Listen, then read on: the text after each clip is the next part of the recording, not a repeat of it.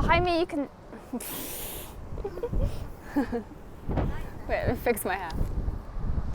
Listen out for me using contractions throughout the remainder of this video. I'm getting blinded. But I do think that a major part of sounding like a native speaker... Hello, it's Carly from Learn English with Carly, and you join me again today here in Edinburgh, the capital city of Scotland, and it's a little bit windy. We can say it's blowing a gale. A gale is a strong wind. Behind me you can see the Scottish Parliament building that opened in 2004. I lived here in Edinburgh for 6 years and I have some very happy memories of living here.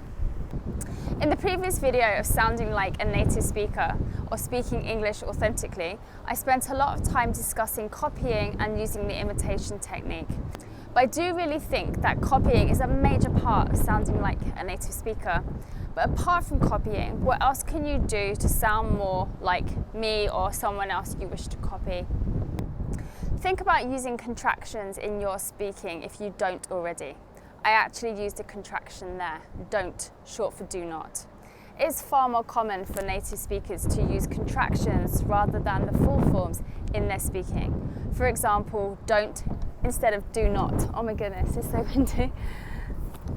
He'd for he had, and it's for it is, to name just a few. Listen out for me using contractions throughout the remainder of this video and do your best to use them, but only once you're more comfortable to do so, of course. There are several videos here on Learn English with Carly teaching you a whole variety of idioms because we use them so much in our everyday English.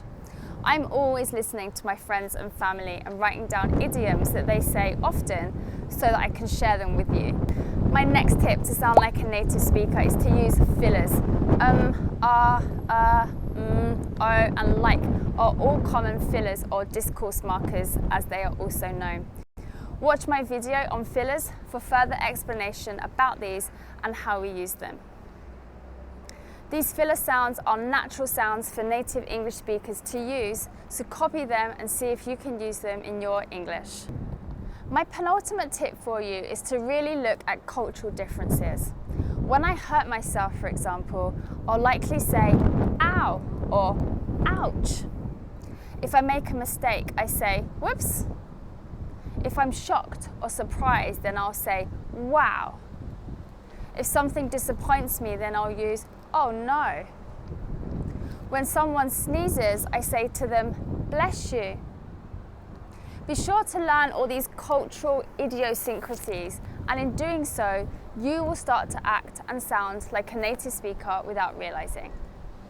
On that note, I think confidence plays a huge role in sounding like a native speaker. Be an actor or an actress, take on the role of a native English speaker, pretend you are me, and I'm sure that you will reach your English goal in no time.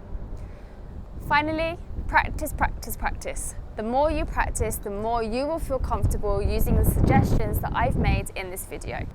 Listen carefully to others, whether that's in person, when watching an English language film or movie, watching YouTube, it doesn't matter. Make notes, copy and mimic and practice.